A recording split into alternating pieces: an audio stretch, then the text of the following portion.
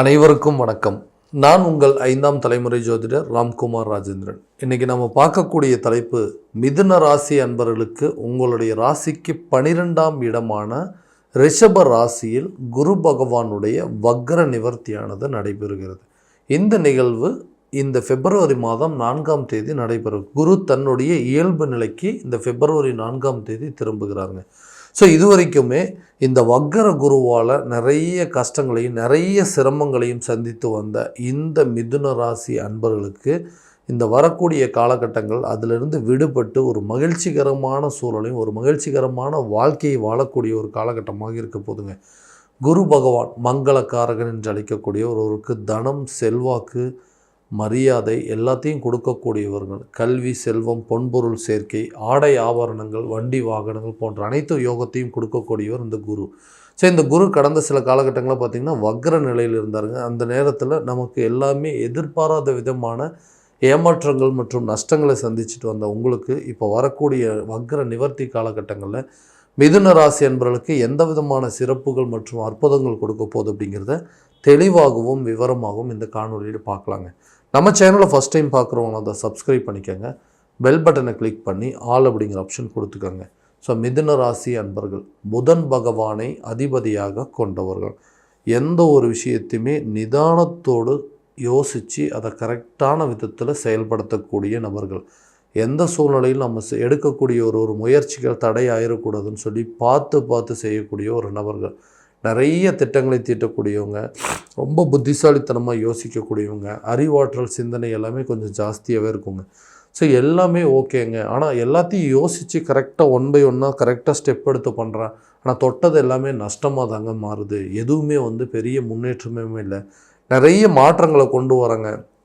ஒரு இடத்துலேருந்து இன்னொரு இடத்துக்கு மாற்றம் பண்ணுறேன். ஒரு பொருளை விற்றுட்டு இன்னொரு புது பொருளை வாங்குறேங்க. ஒரு பழசை விற்றுட்டு புதுசு வாங்குகிறேன். பழைய இன்வெஸ்ட்மெண்ட் பழசு அதாவது கம்மியாக இருக்குதுன்னு சொல்லிட்டு நிறைய முதலீடுகள் செய்கிறேன். ஸோ ஒன்றொன்றுமே பார்த்து பண்ணிகிட்டே இருக்கிறேன். ஆனால் அது எல்லாமே பார்த்திங்கன்னா தேவையற்ற விரயங்களாகவும் நஷ்டங்களாகவும் மாறிட்டுருக்கு. எதனால் இந்த சூழல் அப்படின்னு யோசிச்சுட்டு இருக்கிறவங்களுக்கு இந்த 12ஆம் இடத்துல குரு பகவானுடைய வக்கர நிலையில் இருந்ததுனால இந்த நிவர்த்தி காலகட்டங்களில் இதுவரைக்கும் எதிர்மறையாக கொடுத்துட்டு இருந்த பலன்கள்லாம் இப்போது நல்ல ஒரு பலன்களை கொடுக்கக்கூடிய ஒரு காலமாக மாறப்போகுதுங்க.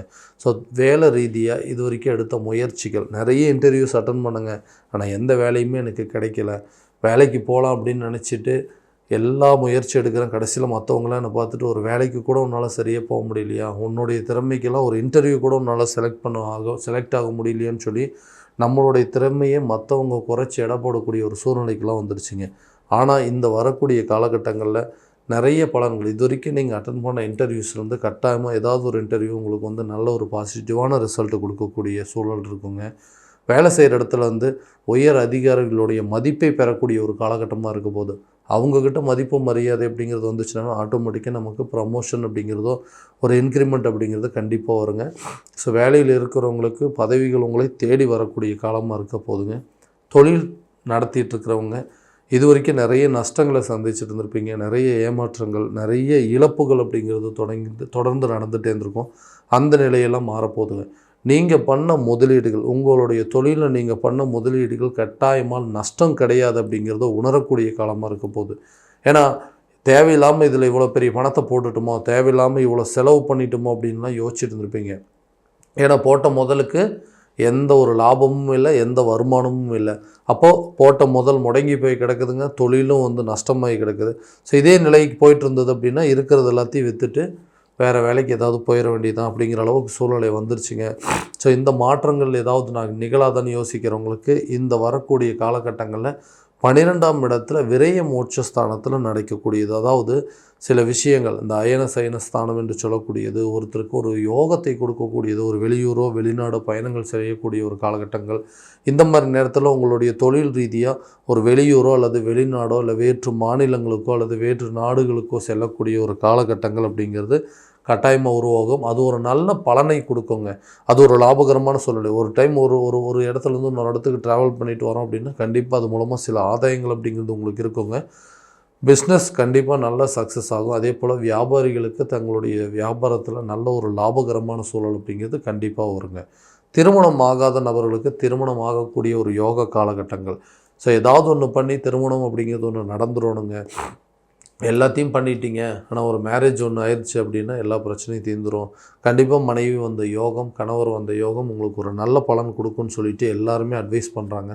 ஆனால் நானும் எல்லா முயற்சி எடுக்கிறேன், ஆனால் எனக்கு எதுவுமே நடக்க மாட்டேங்குதுன்னு சொல்கிறவங்களுக்கு திருமணம் சார்ந்த அனுகூலங்கள் கட்டாயமாக இருக்குங்க. ஸோ அது மூலமாக ஒரு சுப செலவுகள் செய்யக்கூடிய ஒரு காலகட்டமாக இருக்க போது கணவன் மனைவிக்கிடையே நல்ல ஒரு ஒற்றுமை அப்படிங்கிறது மேம்படுங்க.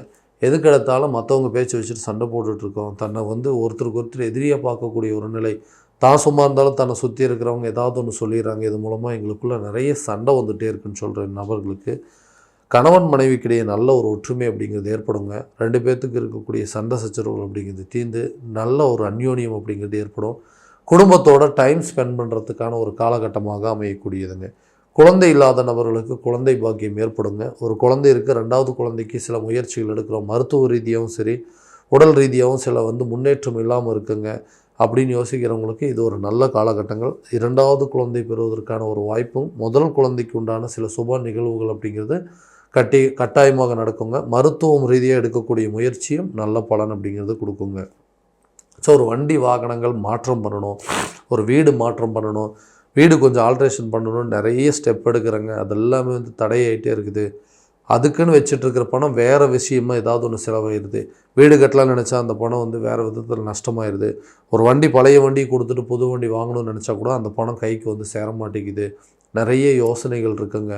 அடுத்த லெவலுக்கு அப்படிங்கிறது என்னோடய வாழ்க்கையில் மூவ் பண்ணவே முடியல அப்படின்னு இருக்கக்கூடிய நபர்களுக்கு இந்த காலகட்டங்களில் கட்டாயமாக ஒரு நல்ல சுப நிகழ்வுகள் நடக்குங்க. வீடு கட்டி முடிப்பீங்க. அதே போல் வண்டி வாகனங்கள் மாற்றங்களுக்கான ஒரு யோக காலமாக இருக்க போகுது. ஆரோக்கியத்தில் நல்ல ஒரு முன்னேற்றம் அப்படிங்கிறது கட்டாயமாக இருக்குங்க. குழந்தைங்களுடைய கல்வியிலும் சரி நல்ல ஒரு முன்னேற்றம் அப்படிங்கிறது கொடுக்கக்கூடிய காலமாக இருக்க போகுது. ஸோ எல்லா விஷயத்துக்குமே தேவையில்லாத நஷ்டங்களும் செலவினங்கள் அப்படிங்கிறதாயிட்டே இருக்குதுங்க. இந்த செலவுகள் அதாவது ஒவ்வொரு பொருள் நஷ்டமாகும்போது அல்ல தொழிலில் நஷ்டமாகும்போது தான் தேவையில்லாத விஷயங்கள் கடன் அப்படிங்கிறது ஒன்று உருவாச்சு. இந்த கடனால் தான் இன்றைக்கி இருக்கக்கூடியது எல்லாத்தையுமே விற்கிற மாதிரி ஒரு நிலை வந்துடுச்சு. கடன் இல்லாத ஒரு வாழ்க்கை அப்படிங்கிறது எனக்கு தேவைங்க. ஏன்னா இன்றைக்கி சம்பாதிக்கிற மொத்த பணத்தையும் கொண்டு போய் கடனுக்கு வட்டி கட்டுறதுலேயே நேரம் சரியாக போயிடுது. ஸோ இந்த நிலை அப்படிங்கிறது எப்போ தான் மாறும் அப்படின்னு யோசிச்சிங்கன்னா கண்டிப்பாக இது ஒரு நல்ல காலகட்டங்கள். உங்களுடைய கடனில் ஒரு பகுதி தொகையை அடைப்பீங்க. பழைய கடனை அடைப்பதற்கான முயற்சிகள் கை கொடுக்குங்க.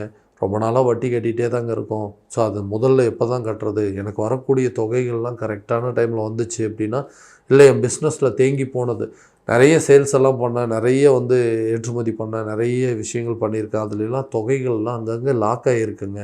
அந்த பணம்லாம் எனக்கு வந்துச்சுனாவே போதும். ஸோ எனக்கு வரக்கூடிய தொகை வந்ததுனாவே என்னுடைய பிஸ்னஸ்லையும் சரி என்னுடைய கடன் அப்படிங்கிற பிரச்சனைகளும் நல்லபடியாக தீர்த்துட்டு நிம்மதியாக வாழ்வு அப்படின்னு சொல்லக்கூடிய நபர்களுக்கு இந்த காலகட்டங்கள் ஒரு பொன்னான காலமாக இருக்க போதுங்க. வெளியூர் சென்று படிக்கணும், வெளிநாடு சென்று படிக்கிறதுக்கான வாய்ப்புகள் இருக்குதா, கல்வியில் ஏதாவது முன்னேற்றம் இருக்கான்னு கேட்டிங்கன்னா கண்டிப்பாக இந்த 12ஆம் இடத்துல நடக்கக்கூடிய குரு பகவானுடைய வக்ர நிவர்த்தி காலகட்டங்களில் வெளியூர் மற்றும் வெளிநாடு சென்று படிப்பதற்கான வாய்ப்புகள், கல்வியில் ஒரு நல்ல முன்னேற்றம், அதே போல் கல்வி சம்மந்தப்பட்ட சில செலவினங்கள் அப்படிங்கிறது கண்டிப்பாக வருங்க. வெளியூர் போய் படிக்கணும் அப்படின்னா அதுக்கு சில ஃபீஸ் கட்டுறதோ, அதுக்கு கொஞ்சம் பணத்தை ஸ்பெண்ட் பண்ணுறதோ, அந்த மாதிரி சில நிலைகள் அப்படிங்கிறதா வரும். ஸோ விரயத்தை போக்க சில சுப காரியங்கள் ஈடுபடுங்க. ஆன்மீக காரியங்கள் ஈடுபடுவதற்கான வாய்ப்புகள் கட்டாயம் நிறைய கொடுக்குங்க. ஏன்னா தேவையில்லாமல் மன நிம்மதியே இல்லைங்க. எல்லாருமே என்னை எதிரியாக பார்க்குறாங்க. நான் சும்மா இருந்தாலும் என்னை சுற்றி இருக்கிறவங்க ஏதாவது ஒரு விதத்தில் என்னை தூண்டிகிட்டே இருக்கிறாங்க. என்னால் இதுக்கு நிம்மதியே இல்லை. ஒரு கோயிலுக்கு போகணும் அப்படின்னா கூட என்னால் போக முடியல அப்படின்னு யோசிச்சுக்கூடிய நபர்களுக்கு இந்த வரக்கூடிய காலகட்டங்களில் மன நிறைவை பெறுவதற்கு ஆன்மீக காரியங்கள் ஈடுபடக்கூடிய ஒரு சூழல் ஏற்படுங்க.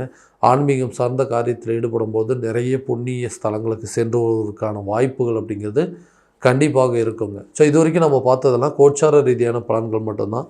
இந்த பலன்கள் அனைத்தும் உங்களுக்கும் உண்மையாக நடக்கணும் அப்படின்னா உங்களுடைய சுய ஜாதகத்தை முறையான விதத்தில் தெரிஞ்சுக்கிட்டு அதற்குண்டானபடி சில முயற்சிகள் எடுத்திங்கன்னா நல்ல பலன்கள் அப்படிங்கிறது கட்டாயமாக கொடுக்குங்க. ஸோ உங்கள் ஜாதகத்தை எங்கிட்ட பார்க்கணும் அப்படின்னு விருப்பப்பட்டிங்கன்னா கீழே தெரிகிற நம்பருக்கு காண்டாக்ட் பண்ணி அப்பாயின்மெண்ட் ஃபிக்ஸ் பண்ணிக்கோங்க. அப்படி இல்லையா உங்களுடைய ஜாதகத்தை வாட்ஸ்அப் மூலமாக அனுப்பிச்சி வச்சிங்க அப்படின்னா தெளிவான முறையில் கணிச்சு துல்லியமான பலன்கள் அப்படிங்கிறது உங்களுக்கு தெரியப்படுத்தப்படுங்க. மீண்டும் அடுத்த காணொளியில் உங்களை சந்திக்கும் வரை உங்களிடமிருந்து விடைபெறுவது உங்கள் ராம்குமார் ராஜேந்திரன். நன்றி.